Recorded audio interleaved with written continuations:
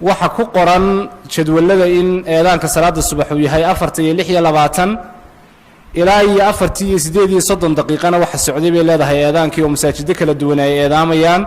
dhowr iyo 10 daqiiqo marka maxay noqonaysaa suxuurta la suxuuranaya keebaas lagu joojinayaa eedaanka iskhilaafsan waa gaf jira runtii iyo fawdo dhinaca diinta ah dadku haday meel wada degan yihiin ama cidiba xukumayso caqliga iyo sharciguba wuxuu sheegayaa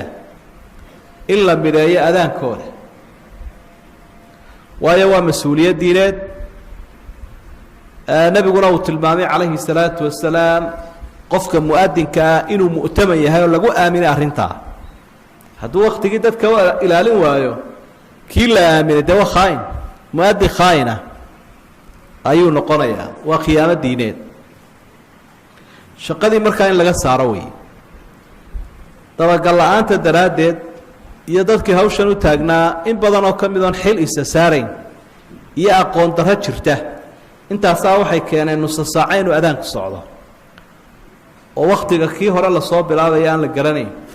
oo ka dambe wakhtiga uu dhammaanaya aan la garanayn ceeb jirta waa in la dafiri karay runtii waxaa si habboon ama waajibaba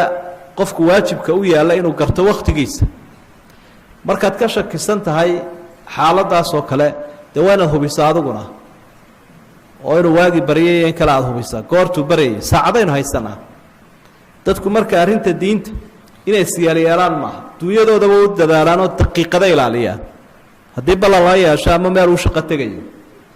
marka arrinta diintuna waxay u baahan tahay dadaal goorta waagu baryo waa la yaqaanaa waa la hubin karayaa marka hadday kuu caddaato mu'adinkaasi inuu wakti aanu adaankii gaadhin adaamayo waad iska cuni kartaa ka aad ku qanacdo inuu waagii ku beegayin baad ku joojinaysa baraarujintaana waynu ka horraysiinay